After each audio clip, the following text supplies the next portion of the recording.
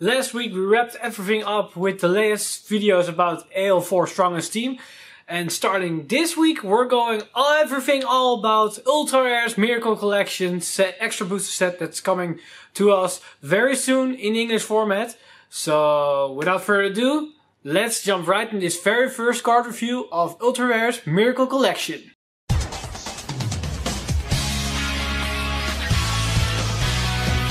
Stand up! Vanguard! Hey card fighters, today we're going to cover all the new Gold Paladin cards and look at them, how good they are and how we can rate them and what they might bring to the new meta that might come to us when at the end of this year when Ultrarare's Miracle Collection will be hitting the English format. But before we begin, I want to address that we're going to do it a little bit different than all the other times we did before. I usually go over the triggers and then from commons all the way up to VRs. But starting from this video onwards, I'm gonna mix it up a little bit with which cards I'm gonna talk about first. It can be that a triple R is going to be the very first card that I'm talking about. But it's so in a way that I can convey how cards work and how the interaction works the most easy to understand. So I don't have to keep referring to a card that I only going to reveal at the end of the video. So you get a more clear idea what cards can do and how they can interact with the other cards. So we're going to change this up a little bit, but at all clans we're going to cover the triggers, the starter, the vanilla card, their PGs. Because those are the generic cards that mostly every clan are going to get, and there's nothing really special to talk about them. So I gloss over those cards and then we get right into the meat of things. So let's start with the first card. Of course, we have the triggers. No ordinary thing here so far, so 2 stars for all the triggers. Then off, we begin with the starter, and for a Gold Paladin we have Crimson Lion Cup Criff. It's just an generic starter, so I'll give it 4 stars, but it gives another specific role in the deck that we're going to talk about later in the video. I said I'm not gonna do that anymore, but this is a specific special case, so I'm sorry for that. Next up we have the other vanilla card, and that is Waving Owl. That's their grade 1. It's not gonna really work for this clan because they want a superior call good key unit so they can chain a lot of attacks, and a 9k 1 vanilla doesn't really help it. There's not really a place for this card, so I give it 1 star for this vanilla card for a Gold Paladin. Alright, next up we have Crestlight, and this is their normal perfect card. Nothing really to talk about here. 2 stars because it's the first normal PG they got. And now we get to the draw PGs, and this is going to be the last of the glossing over cards. And just as all the other draw PGs, 5 stars for this one. Alright, first off we have Sacred Guardian Beast in the main. And this is an interesting card that has a function as an attacker as well as a defender. His entire skill is auto, Vanguard Rearguard Guardian Circle. When placed from hand, this unit gets power plus 3k and shield plus 5k until the end of the turn. So meaning that if you're using as a guardian, you can negate the power percentage, and if you place it on the field, then you can basically negate the shield percentage, because at the moment that you can intercept it, the shield value increase is already gone. So it just becomes a vanilla 12k attacker on your side of the field for a turn, or 10k guardian from your hand if you used it to guard with it. It's an okay guard. It's versatile in its use. But Gold Paladin has a lot better options to go around, and because of that I will give it 2 stars. It's not bad, because you can use it as a good defender as well as a great attacker for a turn. But after that it becomes a 9k beat stick if you use it for offensive, and Gold Paladin doesn't really have a way to ump its power up, so it just becomes a generic beat stick that does nothing anymore. So that's why only 2 stars. Alright, next up we have Muck/Dragon, and its skill is Auto Vanguard Rearguard Circle. When it attacks, counterblast 1, call a card from your hand to Rearguard Circle, and this unit gets power plus 5 until the end of turn. So it becomes a 17k attacker on its own, and it can call a card from the field, from your hand to the field, to have multiple attacks. And it works on Vanguard and Rearguard Circle, so it helps with generating more power, and it helps that it gains itself a power increase of 5k, so it can hit Force clans, as well as get rid of annoying interceptors against other matchups. So it works what it does, but it's a grade 3 without a marker, and it's a grade 3 that also uses Counterblast, and it has a similar skill to your main boss monster of the deck as Azel, but this one costs resources. So because of that, the card basically becomes obsolete, and there's no room to even use it. So for that I will only give it 1 star, because of the fact that it's just been outclashed by so many other cards in the deck. Alright, next up we have Lapierre Shooter, and its skill is auto from hand. At the end of the battle that your grade 2 or greater Vanguard attacked, counterblast 1, call this card to the rearguard circle and it gains 5k until the end of turn. Meaning it will become a 40k attacker. But you can call it to an axial circle, becomes 24k attacker.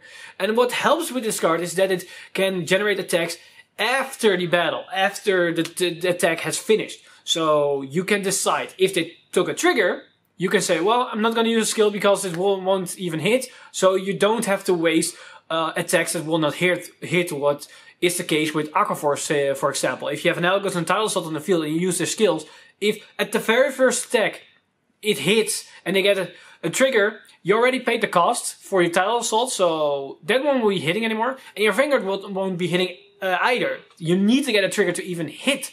So the whole turn is wasted because of a lucky defensive trigger. This won't be the case for a card like Lapierre Shooter, because you can decide when you want to use it or not. And because you can call it to anywhere in the field, it has a good potential. And also, your opponent doesn't know what you have in hand. And where they're gonna use what to guard with, because it's a hidden skill, they might be surprised in their guard pattern that it's like, oh, if that card was coming for 24, then I would have guarded like this to have a more effective way to guard. So that's also what helped this card a lot. And for that, I will give it 4 stars, because it helps with multi-attacking, it works well with the clan, and it can surprise your opponent. And it's where it's anti-defensive trigger, that it don't waste any resources. And that is really what an Axel clan needs. So very strong and very good card. Alright, next up we have another very interesting card, and that is White Hair in the Moon Shadow Pelennor. And this was very hyped by a lot of people, and for obvious reasons. But so let's talk about the skill, why people were very excited about the card, but at the same time a little bit disappointed. So its skill, and he got 2, auto from hand, another hand effect. At the end of the battle that your rearguard attack hits, a grade 3 or greater Vanguard, cost, counterblast 1 and soul blast 3, right this card is stand and this unit get drives -1. Meaning that whenever a rearguard hits an opponent's Vanguard that is grade 3 or higher, you can use its skill to rewrite. Basically a Maelstrom effect that isn't limited to only 2 attacks. So that's a very good effect. But a downside to this effect is that it costs resources. Maelstrom is just only these 2 cards, but you keep your twin drive, so you get those 2 cards back. But for this card, its skill is counterblast 1 and soul blast 3. You don't ditch any cards from hand, but you rewrite this thing from hand. So you're minusing 1 and you get drive -1, so you're getting that 1 back. So for Maelstrom and this card, you're getting a net plus of 0. So that's good. But this card will cost a counterblast and soul blast 3. And as you're going to see with a lot of other cards in this clan, you're going to soul blast a lot. And you don't have any soul charge options available as of yet. So that will limit this card in the way that you can use it. And so this skill isn't really that great in that scenario. But this other skill is an interesting one. That's auto Vanguard circle. At the end of the battle that one of your rearguard attacked a Vanguard, counterblast 1 and return this unit that attacked to your hand. So you can basically bounce back another card that was attacking, bounce to your head, so you can keep your hand size healthy and guard with the same card. Another interesting combo that you can do with Lapierre Shooter in this thing is that when Lapierre Shooter hits, then you can rewrite Pelennor, but at the same time then bounce the Lapierre Shooter back to hand, then attack with Pelennor once again, then call the Lapierre Shooter again, basically recycling the same Lapierre Shooter. You're probably not going to do this because it will waste so many counterblasts for only 1 extra attack. You basically use 2 counterblasts for 1 extra attack, so you're never going to use this combo, but it's a funny interaction. But as of now, I don't think that Pelennor really has a good spot in the deck, and I will give it 3 stars because if we're going to get a good soul charge engine, then this card can be amazing because you can, it doesn't say the once per turn effect. So if you have multiple hands, you could chain it. But because it's a soul blast 3, you have no way to fuel that fire. So that's not gonna happen.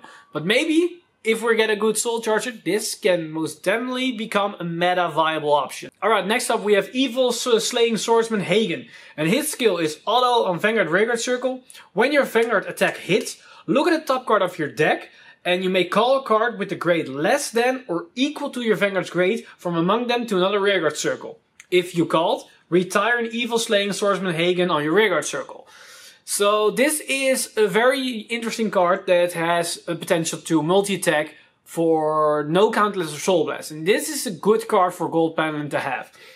And the rearguard doesn't need to hit, it's the Vanguard that needs to hit. And that's very nice, because a lot of people tend to let the first Vanguard few attacks just go through so they don't waste overguarding or anything like that and can save the card for late game potential. This card can basically say, alright, if you're going to do that, I'm going to get free attacks early on. And you need to be able to guard with that or to deal with that. And because it's a Vanguard and rearguard circle, you can basically write this thing, and if it hits and you get lucky that you get a grade 1 on the top of your deck, you can basically call that thing and then you're done. But at the same time, it states again at the end of battle. So if your opponent didn't get a damage trigger, you can just say, you know what, I'm not going to use a skill this turn. I'm gonna wait for next turn. Always keep your good cards for the potential for the moment that it's right to use all your skills. And that's what makes this card really great. So I will give this one definitely 4 stars. But a pro tip for using this card is don't try to call another one to the rearguard circle if you've ridden to it. Because it states that you need to retire one of the rearguard circles. Not specifically itself, but you need to retire one on the rearguard circle. So meaning that if you hit with the Vanguard and the thing was your Vanguard, you could get one for free. But at that point, because you called one to the rearguard circle, you need to retire that one. So try not to do that. Alright, next up we have Player of the Holy Bow, Vivian. And her skill is Auto Vanguard Rearguard Circle. When placed from hand, Counterblast 1, Soul Blast 1. Look at the 3 cards from the top of your deck. Call a card to the rearguard circle from among them. Put the rest on the bottom of your deck in any order. And this unit gets power plus 3k until the end of turn. So meaning she will become a 12k attacker. And you can call another card to the field from the top 3 cards. So it helps with filling your field. And that's also very good for an Exo clan, because they might be sitting in a low hand size. So this is a very strong card that can have a lot of potential. And because it doesn't state anything about the grade of your Vanguard, you can use this thing on your grade 2 turn if you write it or call it to the rearguard circle, and maybe call grade 3 right from the get-go from that point. So that's a very solid card. And that's why I definitely give it 5 stars. Alright, next up we have Listener of the Truth, Didrian. Her skill is Auto Rearguard Circle. When placed due to your card's ability, Soul Blast 1, you play either draw a card or countercharge 1, and this unit gains power plus 3k until the end of the turn. So this is a very nice utility card that has a lot of playability, because you can either choose to just draw a card if you're sitting at low hand size and you need more key pieces, or you can just say, I have enough cards to go off, but I need more countercharge for it, so I'll get the countercharge, and she will become a 10k attacker or booster. So that's very nice. And the interesting part about this card is that the condition is that it needs to be placed by your card's ability. So it doesn't state effect or cost, because ability means that you can be either. So if a cost of a card says that you need to call something, then this skill will trigger. If a card says by the effect that you need to call something, then this effect will also trigger. So that's a very good card with a nice effect that you need to call through an effect. It doesn't matter how you do it. So very neat card. Helps with the resource issue at some degree, so I will definitely give this one 4 stars, because it's a very good grade 1 to run in your deck. Alright, next up we have Battlestorm Sacrum, and this is a very special card for me because I've seen the review of this card at the BCS of Köln, and I was predicting that this card was going to be an include in the first set of Gold Paladin. I'm very happy that she or he, I think it's an he, is included in this set, so I'm very happy with Battlestorm Sacrum, and its skill is Auto Vanguard Rearguard Circle. When placed from hand, Soul Blast 1, draw a card, and call a card from hand to the rearguard circle. So basically what it states is that you can call another card through the field when she's called from hand. And you get a draw, so you aren't minusing on the field.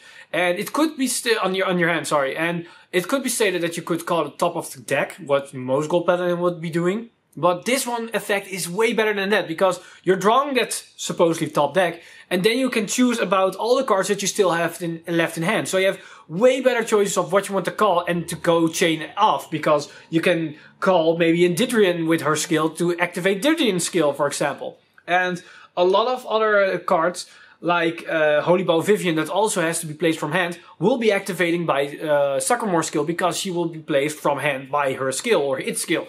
So that's a very good interaction with all these cards. And Sacrum won't definitely be a 4-star in my book because she will help with multi-attacking and she will help with a lot more aggressive early to mid game. So that's a very nice card. And there is even a more aggressive way that you can use her. But that will be later in the video when we're going to conclude with our VR. Alright, so we've seen a lot of cards that use Soul. We have Bibian, we have Didrian, Sacrum that uses Soul, and as we also Pelennor that Soul Blast 3 cards. So that's a lot of cards that use Soul. But as I stated, there aren't really any Soul Charge possible engines in this deck. The only way that you can generate more Souls by rewriting. So is there merit to the fact that you are Soul Blasting a lot? Well, there is. And the answer to that question is Wavering Brave Knight Turnus. And its skill states that continuous rearguard circle. If you have 1 card in your soul, this unit gets power plus 3k. If you have no cards in your soul, it gets power plus 8k instead of the 3k. So meaning it will either be a 12k attacker or a 70k attacker. But notice that it states continuous throughout the game. So even in your opponent's turn, this can be a 70k attacker, meaning that they cannot just easily snipe it away if they don't have an attack strong enough to hit your Vanguard, so they go for your rearguards. They need to have a higher attack to even dent to this thing. So that's a very solid beat stick that is very welcome for Gold Paladin in the case that they don't have any resources left. So I think this is definitely good included in your deck, and for that fact I will give it 4 stars because as seen in most matchups that I've played with a lot of Exile clans, getting lost all your rearguards is very hurtful to most Exile decks. And as seen as most are just 9Ks, 8Ks, 7Ks, they're easily pokeable with just attacks that maybe are 11 or 12 that cannot hit your Vanguard anymore. So it's like, I will just hit your rearguard. But if the only rearguards are left is this thing, then even with those little poke numbers, they can still not hit it or cannot destroy it. Or it's for your an easy 5k guard. So that makes this card very good in my opinion. Alright, we're getting to the last cards of this of the Gold Paladin cards of this set. And with that we're also going to the big 3 of this set. And if you want to have a more detailed analysis of what my opinion of these 3 cards is, then I highly recommend you to check out this video on top where we talked about it when they were revealed in the live stream. But let's get over them really quickly and give you my end results of what I think about it and what my ratings are. Alright, first of these 3 are Knight Elegant skill Gareth. And his skill is Auto Rearguard Circle. When placed by a card ability, again with ability effect, Counterblast 1, and this unit gains power plus 10k until the end of the turn. It's an 8k body, so that's a very good right target, but it can become an 80k attacker if it's called through an effect. But we're an Exile clan, so it can become a 28k attacker on an Exile circle. So that's very strong, and it hits high magic numbers, and that's something that most Exile decks have issue with hitting those high numbers. This one will fix that problem quite easily for you, and you have 2 cards that can generate that, and those 2 cards are going to be talked right after this one. And for that fact, I definitely give this one 5 stars because it's a solid attacker, it's a solid booster, it's a solid grade 1 right target, but it's also a solid card that helps you with your VR. So the grade 2 is Knights of Superior Skill Baumanes. And his skill is, one of the 2 is Auto Vanguard Rearguard Circle. When placed from hand, cost, discard a card from your hand, search your deck up to 1 Knights of Elegant Skill Gareth, call to the Rearguard Circle and shuffle your deck. So meaning that you can just ditch a card from your hand and get the Gareth right from your deck called to the field. So you're filling your deck and you can immediately use Gareth's skill by counterblasting and turning him into an 80k attacker. So that's a very solid early aggro option that you have available with that card. His other skill is Auto Rearguard Circle. When placed by a card's ability, once again, those effects conditions, this unit gets power plus 3k until the end of the turn. So it will turn it into a 12k attacker or a 22k attacker depending if you call it to an Exile circle. So it's a solid card, and it can also filter your deck because the filter effect is Vanguard as well as on the Rearguard circle, so it will help you throughout the entirety of the game. And with that, we basically talked about the 2 main key units of the deck. So this one is, in my regard, also a very high rated card, but I will give it 4 stars because at some point I think it's going to be rotating out when Azel is going to be removed from the deck. But Gareth is a 5-star card in my opinion because it works without even Azel because it's just a solid 80k or 28k attacker through its skill alone. But let's get to the last card of this set and the big boss of the deck, and that is of course Incandescent Lion, Blonde Azel. And his skill is one of two. Act once again a hand effect. If you have a Knight of Superior Skills, Bowmains, and a Knight of Elegant Skill, Gareth, on your Vanguard or Rearguard circle, Soul Blast 1 Crimson Lion Cup Griff, the starter that I was hinting at the beginning of the video. Write this card as stand, and if your opponent is grade 2 or less, this unit gets drives -1 until the end of turn. Meaning that you can basically go from grade 1 to grade 2 to grade 3 immediately in one go. So if you went first, you go to grade 1 turn, then your opponents go to grade 1, then you go to your grade 2, and if you get Bowmains in hand, you can either call it to the Rearguard circle, call it to the Vanguard, and then you use Bowmain skill to superior call a Gareth onto the field, and then use your Azel from hand to immediately superior ride it and get an extra marker right at the get-go, what should be supposedly your grade 2 turn. And you can see it because you're losing your grade 1 drive check, so it's basically the same as the grade 2 turn with your drive checks, but you're sitting at a 12k body, and you already have an Exo circle to your disposal. So that's a very good early aggression that a lot of Exo clans should have or could use in some way or another. So that's a very good card effect in my book that I think is well deserving to a clan as Gold Paladin. But the kicker of this card is a second ability, and that is auto on Vanguard circle. When it attacks, you may call a card from your hand to the Rearguard circle. So meaning that every time you attack with your Vanguard, with Azel, you can then call another card from your hand to the Rearguard circle.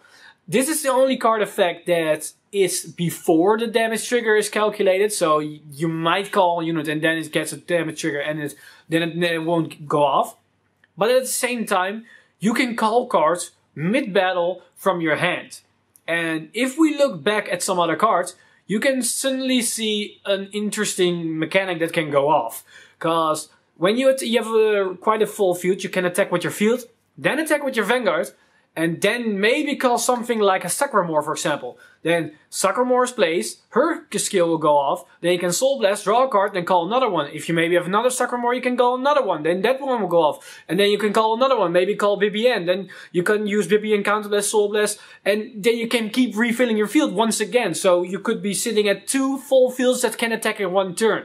Sure, you might not have to soul for that, but if you play your games right out and you know when to use certain skills, then these kinds of effects, these chains effect can really be detrimental because a lot of things and a lot of attacks and a lot of abilities happen midway through your turn when your opponent isn't aware of them because he doesn't know what you're gonna call from your hand, if you even are gonna call something, and then how that going to be chaining around. So they might not know what the best guard pattern is for that turn. And that's something that an Exo clan really needs, is that your opponent cannot guard effectively against all your attacks. We have seen it with these Battledore skills that really hurts them in a lot because they need to call 2 cards. But at the same time, they can still prepare for it because they can see all the text on the field. With whole Gold Paladin, that's not going to be the case.